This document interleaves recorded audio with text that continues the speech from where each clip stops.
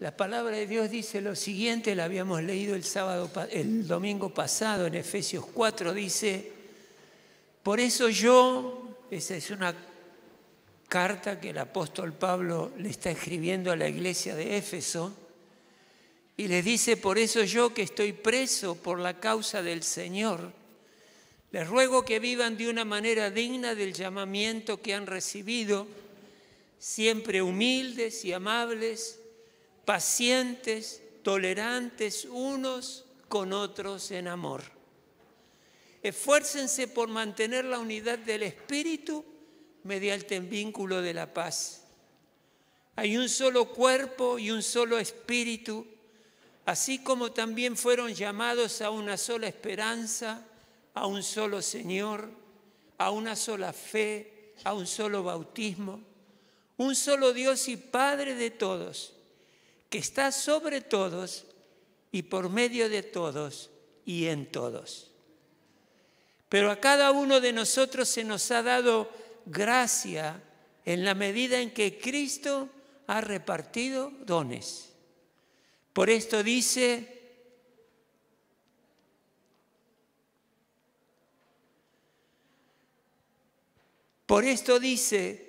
cuando ascendió a lo alto, se llevó consigo a los cautivos y dio dones a los hombres. ¿Qué quiere decir eso de que ascendió? Sino que también descendió de las partes bajas a las partes bajas, o sea, a la tierra. El que descendió es el mismo que ascendió por encima de todos los cielos para llenarlo todo. Él mismo construyó a unos apóstoles, a otros profetas, a otros evangelistas y a otros pastores y maestros, a fin de capacitar al pueblo de Dios para la obra de servicio, para edificar el cuerpo de Cristo. De este modo todos llegaremos a la unidad de la fe y del conocimiento del Hijo de Dios, a una humanidad perfecta que se conforme a la plena estatura de Cristo. Así ya no seremos niños, zarandeados por las olas y llevados de aquí para allá por todo viento de enseñanza y por la astucia y los artificios de quienes emplean artimañas engañosas. Más bien, al vivir la verdad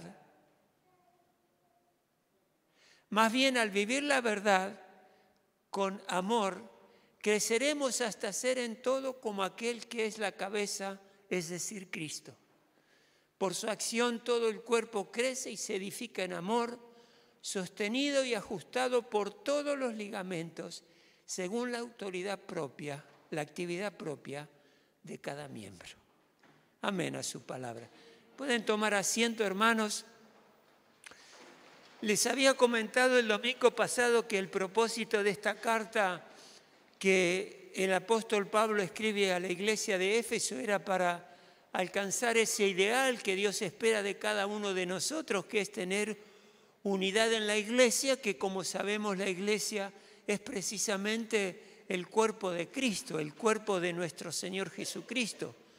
Cada uno de nosotros somos un miembro que forma parte del cuerpo de nuestro Señor Jesucristo. Esa es la iglesia. Y Pablo señala que hay necesidad de unidad tanto en lo corporal como en lo espiritual. Y por eso nos da esta recomendación que leímos recién, que las analizamos el domingo pasado, y llama a la iglesia de Éfeso a ser hombres y mujeres humildes dentro de la iglesia, dentro del cuerpo de Cristo, o sea, vivir dignamente, a esforzarse para mantener la unidad, porque la unidad sola no se sostiene, a menos que nosotros estemos atentos a poder vivir y tener una conducta que en todo momento refleje a Cristo, vivamos bendiciendo a otros y vivamos cuidando nuestra manera de vivir y nuestra manera de actuar. Así que ahí el apóstol Pablo le pide a la iglesia que se esfuerce para mantener la unidad y aprenda a vivir en unidad. Esto no se nos sale naturalmente. Y como les decía el domingo pasado, qué importante es que apliquemos esta vida en unidad en nuestro hogar. Esposo con esposa y con sus hijos, en el ámbito donde ustedes trabajen, practiquen vivir en humildad, vivir esforzándonos. Dice también, dense cuenta de que la unidad ya existe en el sentido posicional, porque Dios, Cristo Jesús en la cruz, derribó todo muro de enemistad. Él lo derribó. ¿Qué quiere decir esto? Que yo no tengo justificativo a estar enemistado con mi hermano. ¿Qué voy a decir? Si Jesucristo ya hizo todo lo necesario para que yo disfrute de vivir en unidad, en acuerdo con las personas que Dios puso a mi lado, ¿qué le voy a decir a Jesús? No puedo, no quiero, no me interesa, no tengo la forma. Acá Dios te está diciendo, sé humilde, esforzate, date cuenta que yo ya abrí el camino a la unidad y ejerce los dones que has recibido y aprende a vivir creciendo. Una de las cosas que les quiero proponer, no sé si lo voy a hacer hoy, pero lo voy a hacer seguramente el domingo que viene. Estamos llegando a fin de año y qué importante sería ver si durante todo este año hemos logrado crecer en las cosas del Señor. Hemos logrado crecer como personas, como hijos de Dios. Es una evaluación importantísima la que podemos hacer ahora, porque eso nos va a ayudar a ver qué es lo que tenemos que ir cambiando para tener un 2023 siguiendo creciendo, que podamos estar bendiciendo a nuestra iglesia, a nuestra familia, que Dios bendiga nuestra economía, nos traiga nuevos recursos. Y Dios abrió el camino para esto. Depende de nosotros qué actitud tomamos. En Efesios 4:13 dice, si ustedes viven en unidad, de este modo todos llegaremos a la unidad de la fe y del conocimiento del Hijo de Dios. Para eso estamos reunidos en este día. A una humanidad perfecta que se conforme a la plena estatura de Cristo. Esa humanidad perfecta no quiere decir que seamos personas perfectas, que no cometamos ningún pecado, sino que quiere decir esa humanidad perfecta que seamos hombres y mujeres maduros, crecidos en las cosas de Dios. Es esa nueva humanidad que Dios nos dio. Y que se conforme a la plena estatura de Cristo. Cristo es nuestra cabeza. Y tenemos que crecer hacia esa persona tan hermosa que es nuestro Señor Jesucristo. Y por supuesto somos personas que tenemos hemos tenido diferentes enseñanzas, diferentes necesidades, diferentes anhelos. Somos diferentes, hay diversidad entre nosotros. Pero dentro de esa diversidad tenemos que trabajar para vivir en unidad. Los creyentes son diversos, pero debemos ser uno como Dios es uno. Por eso ahí el apóstol Pablo sabiamente empieza a remarcar y a resaltar las cosas que nos unen. Dice, los creyentes son muchos y diversos, pero hay un solo cuerpo. Un solo cuerpo, el cuerpo de Cristo, la iglesia de la cual Él es la cabeza. La mano no puede decir, cuerpo, ya no te quiero, me voy de acá. O, cara, sos tan fea que te empiece a cachetear porque la cara es fea. No trabaja así el cuerpo. Al contrario, nosotros lo cuidamos y usamos todos los elementos que tenemos a nuestra disposición para que el cuerpo se mantenga sano, firme y de ninguna manera lo lleguemos a lastimar. Entonces acá el apóstol llama a la reflexión y saben que esta reflexión el apóstol Pablo no solo se la hace a la iglesia de Éfeso, sino también a la iglesia de Corinto. Y una de las cosas que el apóstol le está pidiendo a la iglesia, fíjense, iglesia de Corinto, porque están teniendo algunas actitudes de división dentro de la iglesia. Y ahora lo vamos a leer. Pero acá el apóstol dice claramente, hay un solo cuerpo, es el cuerpo de Jesucristo, la iglesia de la cual Cristo Jesús es la cabeza. Los creyentes son muchos y diversos, pero fuimos llamados a una sola esperanza. Estamos bien unidos por la esperanza que es la certeza de la vida eterna garantizada por la presencia del Espíritu Santo en nosotros. Nuestra esperanza de la vida eterna está garantizada en la palabra de Dios y Jesucristo hizo todo lo necesario para que esa esperanza se complete cuando lleguemos y se perfeccione cuando lleguemos a la misma presencia de nuestro Señor Jesucristo. ¿Por qué debemos ser uno? Porque nos une una sola fe. No hay otro lugar donde depositar nuestra fe si no es en esa unión que tenemos con nuestro Señor Jesucristo. Esa es la fe que nos une como iglesia. Los creyentes somos muchos y diversos, pero nos une un solo bautismo. Porque el día que nosotros le entregamos nuestro corazón a Cristo, nos reconocimos pecadores y le pedimos perdón por eso a nuestro Dios.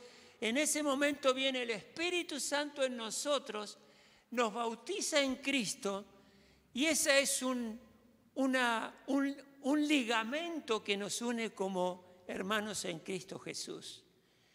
Y termina esta exposición el apóstol Pablo para la iglesia y dice, somos hijos de un solo Padre. Un solo Dios y Padre de todos, que está sobre todos y por medio de todos en todos. O sea que nuestro Padre lo cubre todo, hasta bendice a aquellos que no lo conocen. Bendice a las familias que no los conocen, a nuestro Dios. Andrew Lincoln escribe, cuando la iglesia fracasa en mantener y expresar la unidad, esto mina radicalmente la credibilidad de su creencia en el único Dios. Lo que la desunión en la iglesia lo que trae, ¿estos realmente creerán en Dios? Surge esa pregunta.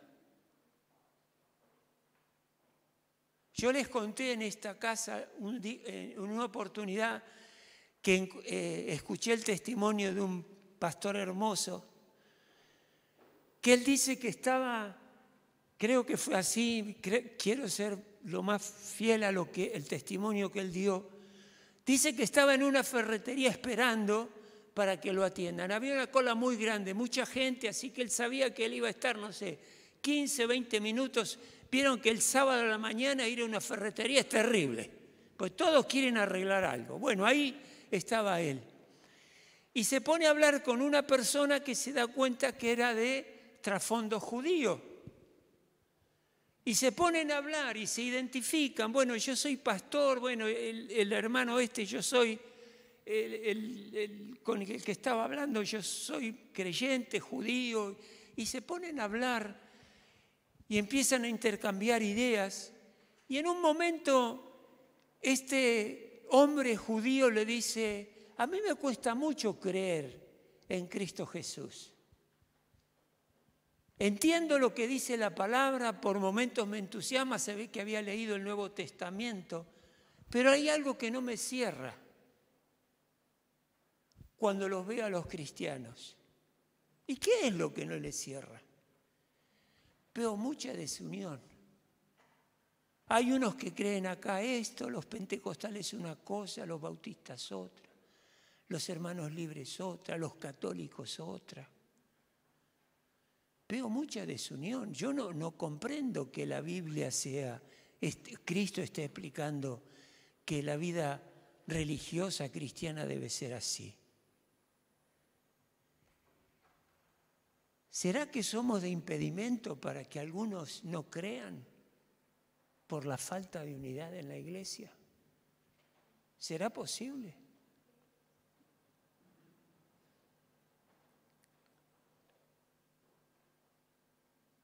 No podemos pasar esto por alto, hermanos. No es una cuestión que podemos decir, bueno, ¿para qué tanta cosa si después de todo somos diferentes, tenemos ideas diferentes que pensar? Pero ¿saben que en la diversidad hay una virtud poderosa que es el poder del acuerdo? A veces sé de uno, a veces sé del otro. Oramos, trabajamos para ponernos de acuerdo. Buscamos la dirección del Espíritu Santo. Y lo que está el apóstol acá diciéndonos hoy, Dios a través de la carta, es que tenemos que esforzarnos para madurar en las cosas del Señor. No podemos pretender que después de escuchar un mensaje ya cumplimos con Dios y dejar las cosas así como que ya pasó. Acá el Señor se preocupa por nosotros en el sentido que dice en el versículo 7, pero cada uno de nosotros se nos ha dado gracia en la medida en que Cristo ha repartido dones. El Señor Jesucristo se preocupó por equipar a su iglesia para que esa unidad sea concreta y sea real. Por eso dice en el versículo 11, el mismo Cristo constituyó a unos apóstoles, a otros profetas, a otros evangelistas, Él mismo constituyó a unos apóstoles, es el versículo, está ahí. Él mismo constituyó, hablando de Jesús, ¿no?, apóstoles, a otros profetas, a otros evangelistas y a otros pastores y maestros. Él no está diciendo acá que llamó a un hombre para la tarea de pastor, otro evangelista, otro apóstol.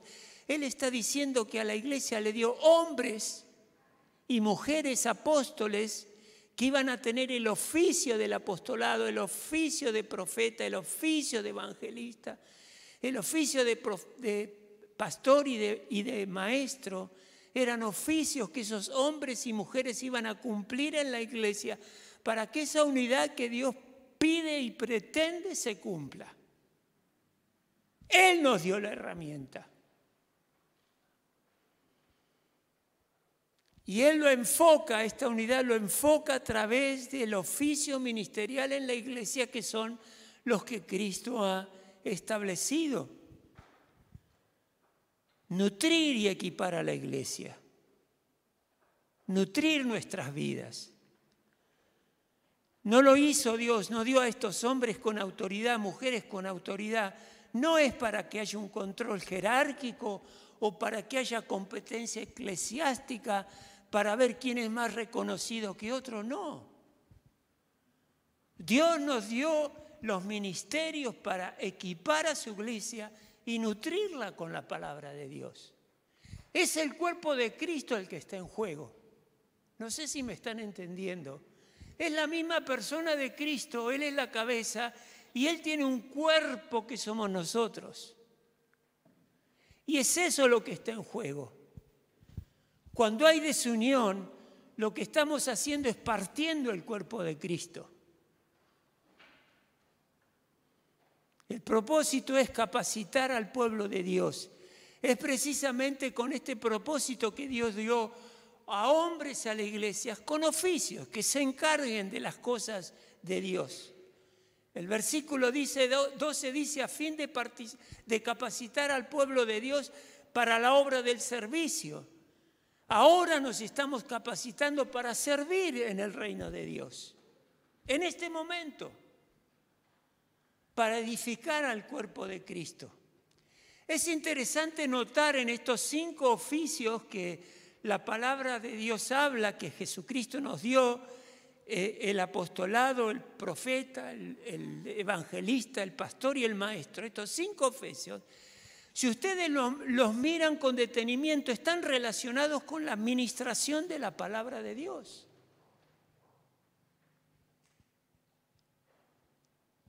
Por ejemplo, Dios le dio a hombres y mujeres el don del pastorado y es dado a la iglesia para capacitar a los santos. Yo en este momento estoy capacitando con la ayuda del Espíritu Santo a hombres y mujeres que han creído. El verbo que se encuentra aquí está relacionado con la palabra griega katartismos, que significa remendar. Cuando hablamos esto de la administración a través de la palabra, significa remendar, arreglar, restaurar, sería reparar una red. Eso es lo que quiere decir esta palabra cuando estamos capacitando a los santos. Es como que cada domingo nos reunimos acá y venimos con nuestra red rota.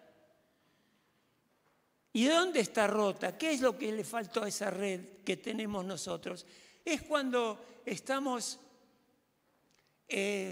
a través de la semana que hemos tenido, los problemas que han surgido, el trabajo arduo que tenemos que hacer, el desánimo, el desaliento, la preocupación, el atender a nuestros hijos, en hacer la comida, no llegar a fin de mes. Ahí se nos va rompiendo esa red.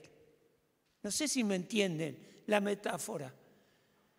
Y llega un momento en que necesitamos tener esa reparación de nuestro ánimo, de nuestra alma.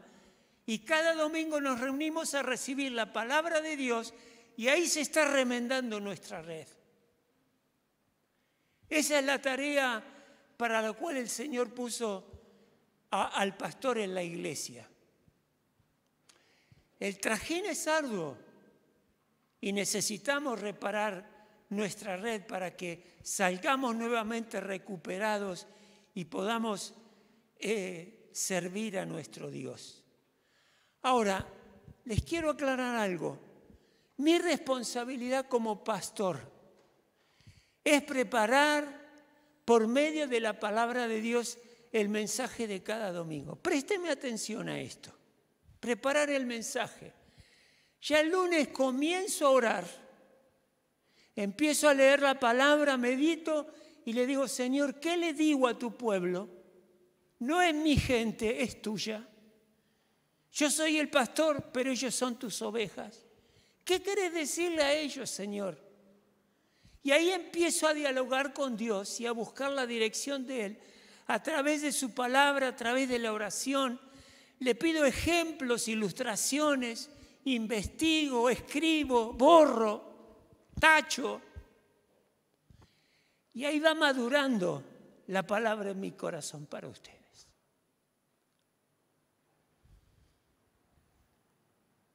Le pregunto al Espíritu Santo, Señor, ¿es esto lo que querés?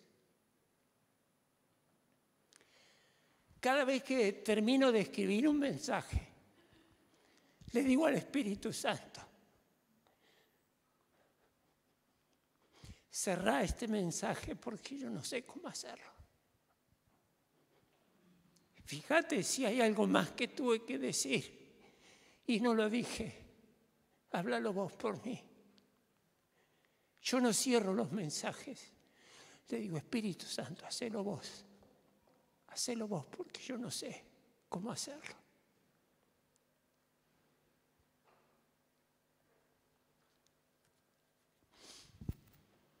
Y le ruego a Dios a llegar a los corazones de cada uno de ustedes. Le ruego a Dios, sé la responsabilidad que es esto. Pero ahora les quiero decir algo más. Ustedes también tienen una responsabilidad. Tienen la responsabilidad de escuchar la palabra de Dios con mucha atención. ¿Cuánto me duele ver desde acá distracciones que se duermen, que salen de este lugar, que van al baño, que se miran unos a otros? ¿Cuánto me duele eso, hermanos? Porque yo sé que el corazón de Dios se está doliendo con el mío. Me llama la atención que en el momento de la ministración salen de este lugar. Y yo no les estoy retando, yo les estoy hablando de una realidad que el Señor me está mostrando que la tengo que compartir con ustedes. Yo el otro día escuché a un pastor decir algo que me llamó la atención. Y él dijo algo así, creo: si te hablo sobre algo y te enojó, pero ese algo viene de la palabra de Dios, no te voy a pedir perdón. Pero si algo de lo que digo viene de mí y te ofendió, sí te voy a pedir perdón. Y llámame, búscame, hasta que podamos hablar y yo te pueda pedir perdón, porque habrá algo que no tendría que haber dicho. Seguramente eso no vino de Dios. Pero si viene de la palabra y te ofendió, no te voy a pedir perdón. Arreglalo eso con Dios. Está la responsabilidad de ustedes en recibir el consejo y la instrucción de parte de Dios y poner en práctica en este recinto lo que se está hablando. Si en este momento Dios está tocando tu corazón y pidiéndote que tomes una decisión delante de Dios, no delante mío, delante de Dios, que lo hagas.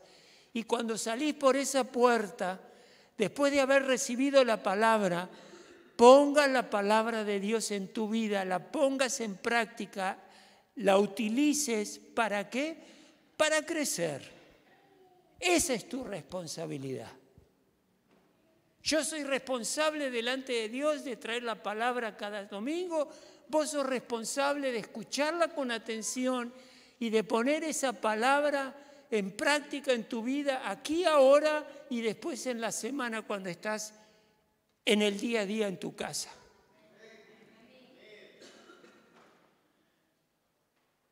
Saben que hay una persona de la cual yo tengo que tener mucho cuidado, porque sé que en cualquier momento su corazón le puede fallar, se puede olvidar de algo.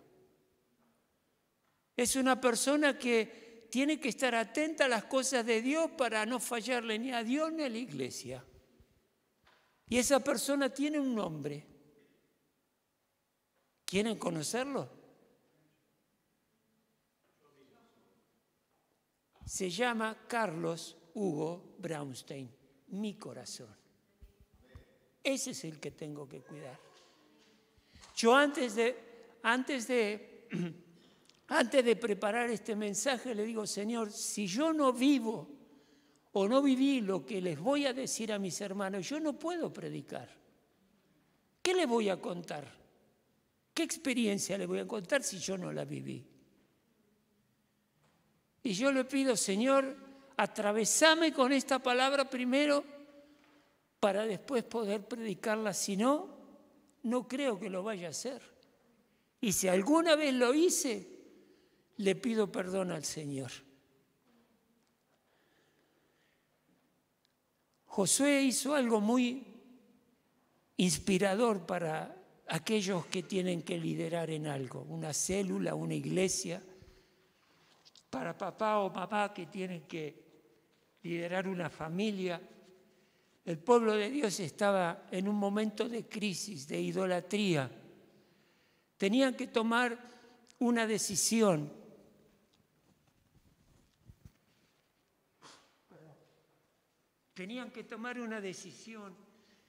Y Josué le dice al pueblo de Dios: por mi parte, hermanos, yo y mi familia serviremos a Jehová. Podrán pasar muchas cosas en la vida de ustedes, en la vida de esta nación, podrán pasar muchas cosas, pero yo les aseguro que mi corazón está dispuesto hasta que Dios me llame a servir a mi Dios con mi familia. Y eso no lo voy a negociar. Y eso no va a cambiar. Y que Dios me dé fuerza para poderlo cumplir. También Dios le dio a hombres y mujeres oficios en la iglesia para amonestar y corregir. Si hay algún miembro que está de alguna manera cometiendo un error, hay que corregirlo. Y es responsabilidad de aquellos que tenemos el oficio de trabajar para las cosas del Señor. Y la meta es conseguir la llegar a la perfección de nuestro Señor Jesucristo. Dice, versículo 13, 4:13, dice, de este modo todos llegaremos a la unidad de la fe y del conocimiento del Hijo de Dios, utilizando los oficios que Jesucristo le dio a la iglesia. De este modo todos llegaremos a la unidad de la fe y del conocimiento del Hijo de Dios, a una unidad perfecta que se conforme a la plena estatura de Cristo. Esa es nuestra meta. Ahora quiero explicar esto un poquito. ¿Cómo llegar a esa cabeza maravillosa que es la estatura de nuestro Señor Jesucristo? Y nosotros siendo iglesia. Y ahí me van a permitir mis consuegros y mi señora. Voy a tomar como ejemplo a Salvador, nuestro nieto. Yo un día lo miro a él. Hace poquito estaban mi yerno y mi hija en casa. Lo miro a Salvador, que es un niño que tiene, ¿cuántos meses? ¿5? 8, me quedé corto. Qué vuelo, este ni sabe. Lo miro y le veo el cuerpecito chiquitito. Y le digo a mi hija, le digo, Nicole, le digo, este bebé es un bebé con un cuerpito chiquitito y una cabeza del tamaño de un melón, así de grande. Realmente la veía grande esa cabeza, ¿eh? Lo habrán notado. A tal punto que por ahí él está, se trata de sentar y como que la cabeza la inclinó un poquito y se va, por el peso del bocho que tiene este chico. Entonces yo estaba asociando eso con él. ¿Por qué? Porque ¿qué es lo que va haciendo la iglesia? Ahí está Cristo majestuoso a una estatura que nos parecería que es difícil de alcanzar. Enorme, y nosotros nos vemos acá chiquititos como iglesia. Pero a través del oficio de la enseñanza, a través de la palabra, a través del ejercicio de los dones, el cuerpito de Salvador va a ir creciendo, no tanto la cabeza va a crecer, sino que su cuerpo, hasta que todo entre en armonía cabeza con el cuerpo. ¿Se entiende la analogía? Entonces lo que esta palabra nos está diciendo precisamente es que nosotros debemos crecer conforme a esa plena estatura de nuestro Señor Jesucristo. Lo vemos ahí grande y enorme, si podemos imaginarnos eso, pero nosotros vamos creciendo y equilibrándonos a la estatura de nuestro Señor Jesucristo. ¿Se entiende esto? Lo mismo que pasa con todas las criaturas que nacen en el mundo. Son pura cabeza y poco cuerpo. Fíjense, por eso cuando la cabecita atraviesa la matriz de la mamá, seguro que el resto del cuerpo va a salir porque la cabeza es más grande.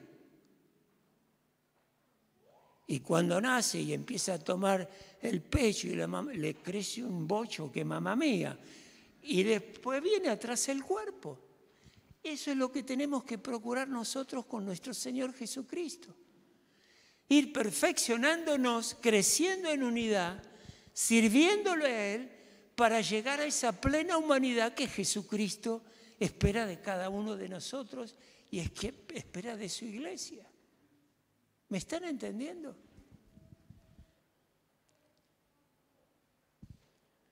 Y para madurar esto, no lo voy a desarrollar ahora, pero lo menciono. Lo que la palabra claramente nos enseña es que tenemos que dejar, el versículo 14, con este crecimiento, dice el apóstol Pablo, ya no seremos niños zarandeados por las olas y llevados de aquí para allá por todo viento de enseñanza, cualquier ley que sale del gobierno, cualquier cosa que mi cuerpo desea, ahí me meto, ahí estoy. No, si sos niño, sí. Y hay astucia. Ahora Satanás está usando una astucia terrible y artificio para alejarnos, engañarnos y alejarnos del Señor. Dice, más bien, al vivir la verdad con amor, creceremos hasta ser en todo como aquel que es la cabeza, que es Cristo. Verdad con amor, no verdad sola, porque al actuar con la verdad únicamente nos volvemos legalistas. Los fariseos tenían la verdad, pero no la aplicaban con amor. Se volvieron legalistas. Y tampoco el amor solo, porque está todo lindo, aleluya, qué bueno, mirá, la iglesia me encanta, los hermanos me abrazan. Amor. No. Pero ese amor tiene que ir con la verdad de la palabra de Dios. Tiene que ir unidos, juntos. No trabajan solos. Caballero Yokú escribe, la verdad por sí solo se presta a la censura y a la condena. El amor por sí solo puede olvidar la verdad. Ambos parecen que pueden ayudarse mutuamente para integrar un estilo de vida que procura la madurez.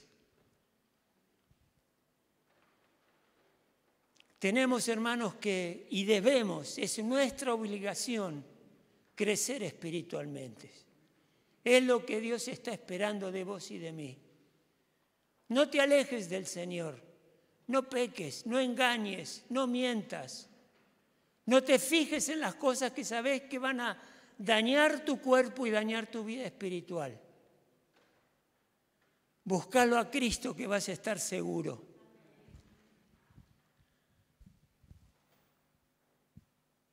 Y hermanos, los beneficios de la unidad no los voy a desarrollar ahora. Quiero tener un tiempo para dedicarnos a la cena del Señor. Pero los beneficios de la unidad bíblicos, la unidad trae gozo a la iglesia, trae la unción del Espíritu Santo, trae crecimiento y frescura. La unidad en el cuerpo de Cristo trae bendición y trae vida eterna para aquellos que aún no conocen a Cristo Jesús de Nazaret. No hagamos lo que este hombre le estaba diciendo al pastor Emitián, que le decía, no los veo unidos. No, yo no puedo creer en algo que uno va para un lado y otro. No, eso no me sirve.